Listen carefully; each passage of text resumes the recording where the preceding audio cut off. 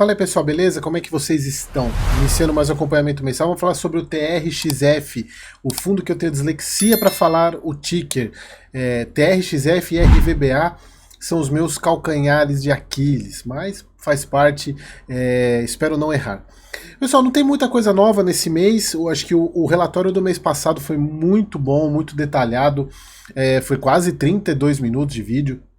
Mas o que mudou para esse mês é a confirmação. Na verdade, a confirmação vocês já tinham do baita presente de Natal que você, cotista do TRXF, vai receber agora em janeiro, referente a dezembro.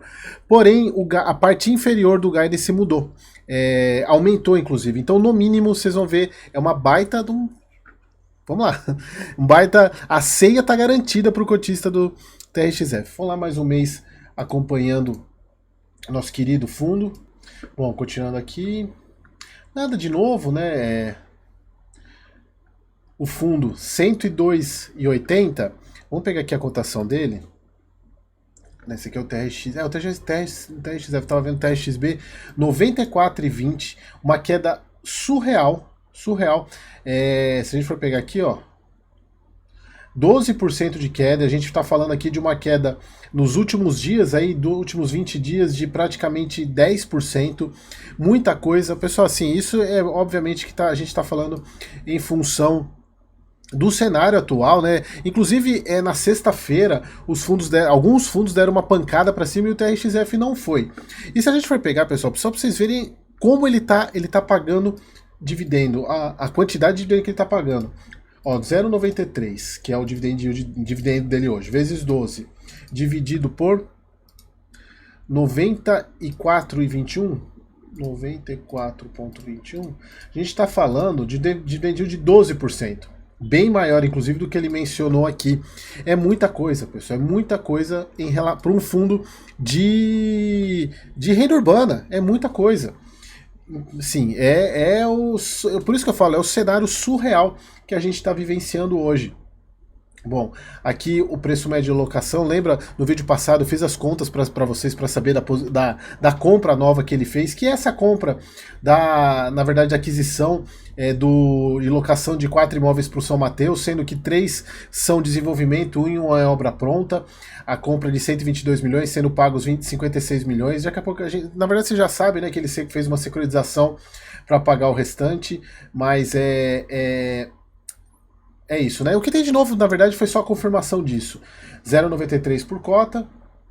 Parte de mercado, né, que eu gosto bastante de falar, porque o TRFX é um dos primeiros que solta os dados de macro do mês anterior.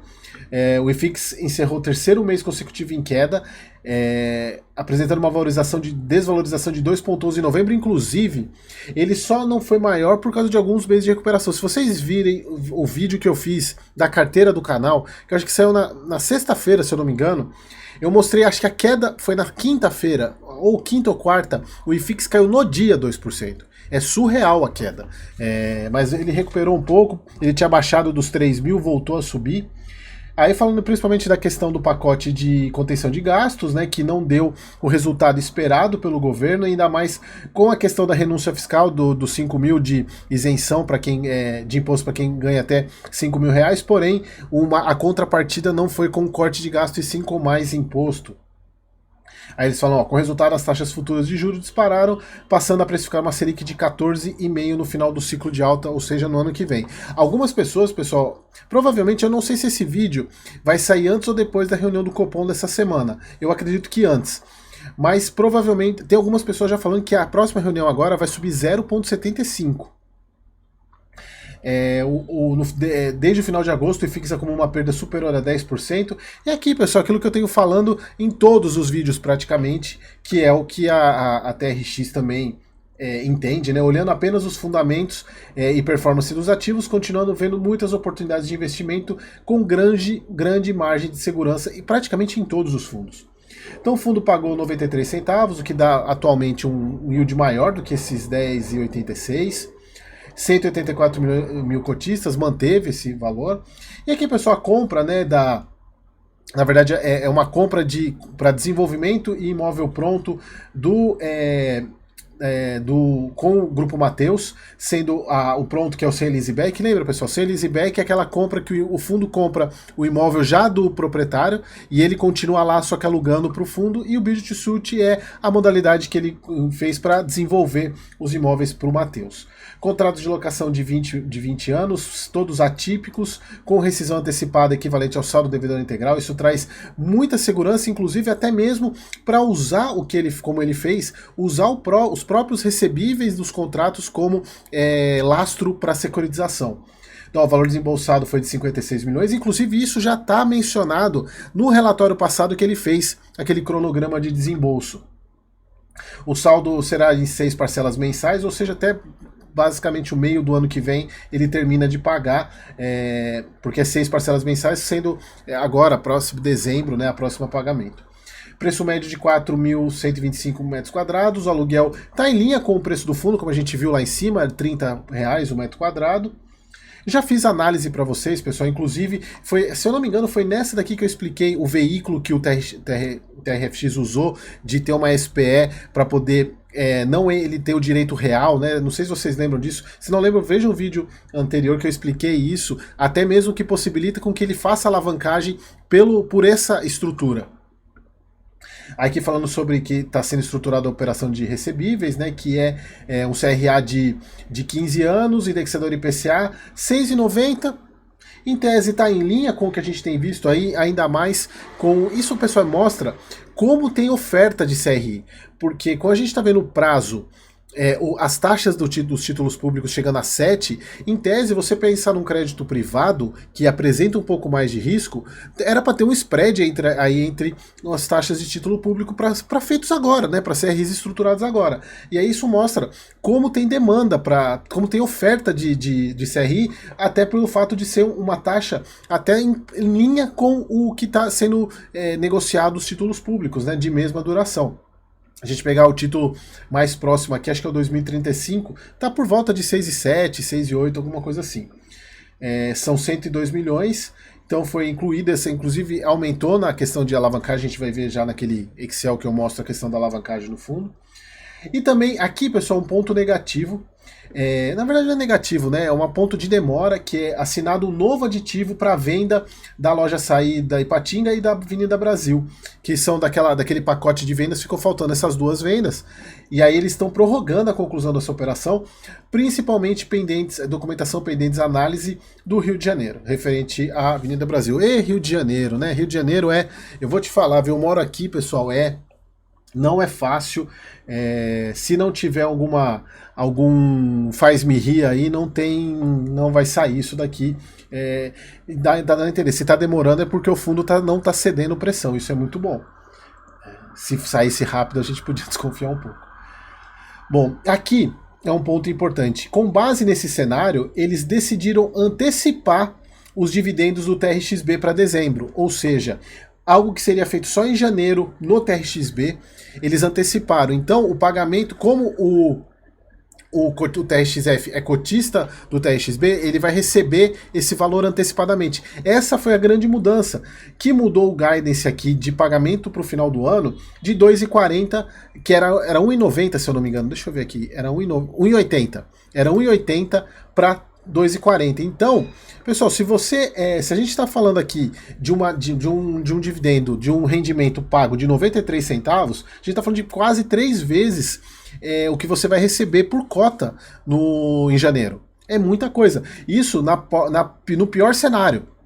No cenário onde essas conclusões aconteçam agora, aí vai para 13,50, mas eles já até estão colocando aqui que caso a venda desses dois imóveis seja realizada apenas no primeiro semestre de 25, que eu acho muito provável, a gente já está falando em dezembro, a não ser que tenha alguma coisa nova agora, que eu não vi, ainda está chegando, daqui 2 semanas já são festas, eu acho que essas vendas vão ficar para o próximo semestre, o que é bom porque também pode aumentar o pagamento extraordinário. Embora eles colocam aqui, como você tem uma antecipação do TRXB que ficaria para o ano que vem, essa venda vai meio que compensar, a venda no próximo semestre vai compensar essa antecipação. Então eles falam que vão manter o guidance aqui de 90 a 93, o que é um excelente dividend yield.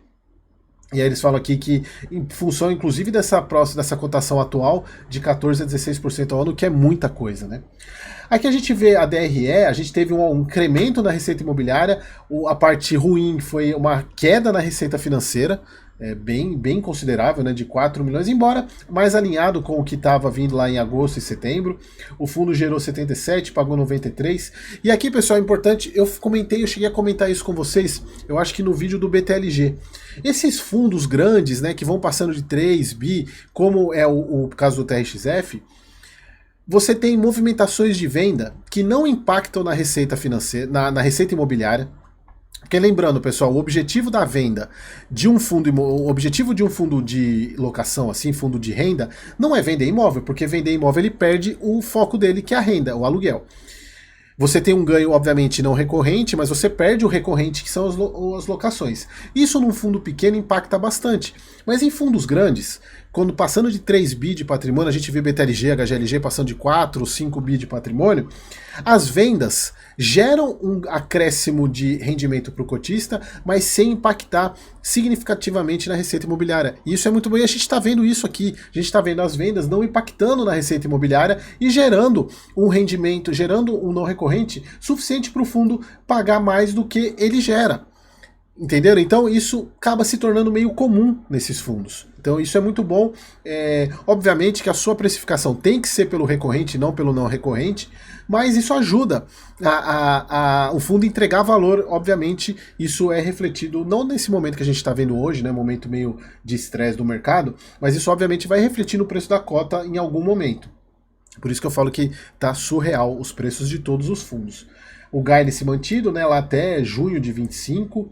Aqui a evolução de cotistas, né, a parte dos reajustes, né, IPCA e IGPM, é tudo IPCA, vencimento dos contratos, a diversificação do fundo hoje, as receitas, né, açaí, que era a grande preocupação, vem caindo, né, isso é muito bom, porque era a grande calcanhar, né, passar de 50% da receita vindo de um único inquilino, e aí vocês lembram do que aconteceu com o TRBL, né, você ter muita concentração no inquilino só, embora que a gente tá falando de vários imóveis, mas é um inquilino, se o açaí quebra, é 30% da receita que vai pro saco, mas obviamente isso está reduzindo, o que é muito importante. Aqui, pessoal, vamos falar da alavancagem. Deixa eu trazer a minha planilhinha aqui. Aqui a alavancagem atual do fundo. Se vocês observarem em relação a... E aqui, pessoal, lembrando que sempre eu, Eric, calculo o índice de alavancagem do TRXF, incluindo o TRXB. Não separe, embora a gestora separe. Foi um pedido muito grande da gente, né, dos cotistas. Quer dizer, eu não sou cotista do TRXF, mas foi um pedido muito grande da comunidade para incluir o passivo, os resultados do TRXB dentro do TRXF, exatamente porque o TRXF é 100% dono do TRXB. Então qualquer problema, vai onerar o TRXF. Só que aí eles resolveram colocar, ainda mantém separado, exatamente porque eles colocam até no e-mail que eu mandei, eu mostrei para vocês em um dos vídeos aí, da resposta que eles me deram, que eles mantêm separado, exatamente por causa da estrutura, né, que se eles quiserem, eles podem fazer uma emissão no TRXB obviamente que o TRXB vai ter que aprovar, né, mas não depende um do outro em tese, né? Mas eu prefiro trazer tudo junto, né, eu acho que vocês já acostumaram com isso. Deixa eu mostrar aqui, cadê? Cadê? Aqui. Então, se a gente for pegar, pessoal, aqui um fato muito interessante mesmo, porque o fundo, ele, em relação ao outubro, ele tinha uma alavancagem total, somando TRXB com TRXF, de 40,91%.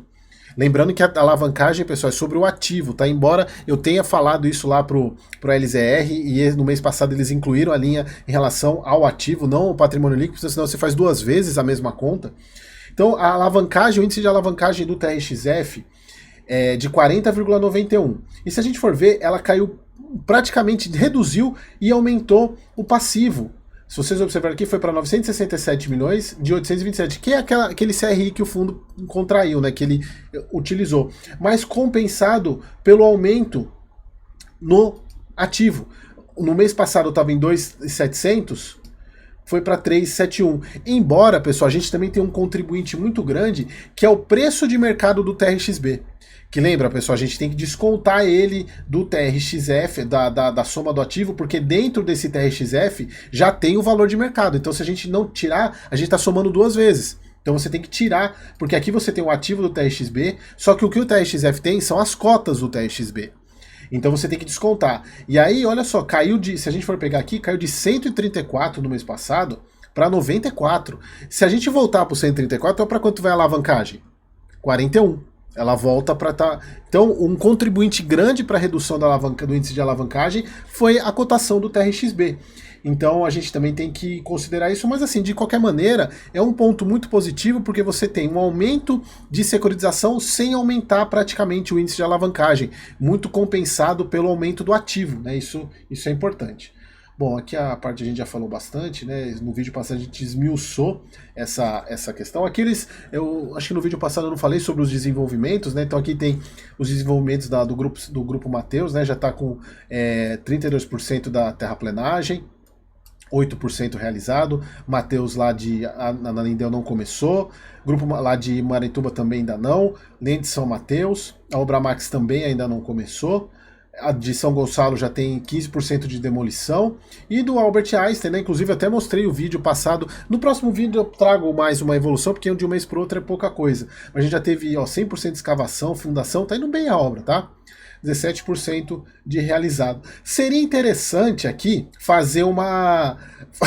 Desculpa, pessoal. Fazer um cronograma, fazer uma ficha, um gráfico de realizado e previsto e cronograma físico-financeiro, né? Colocar desembolso, ver a linha do previsto, do avanço físico com o avanço financeiro. Isso seria bacana de colocar, que é o normal que a gente vê em qualquer obra, você tem e aí você vê se abre boca de jacaré ou não, né, a questão do previsto com o realizado, ou também a questão do físico com o financeiro não pode sair, né, não pode abrir, isso é importante. Quando você abre, inclusive, o cronograma, por exemplo, se você tem uma curva de avanço físico e financeiro aberta, se você tem um aumento do financeiro, você provavelmente não consegue fechar a obra, né, então é importante de ver isso.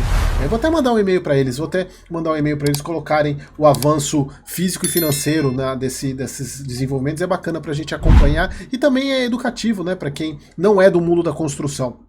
Beleza? Então espero que vocês tenham gostado e até o próximo vídeo.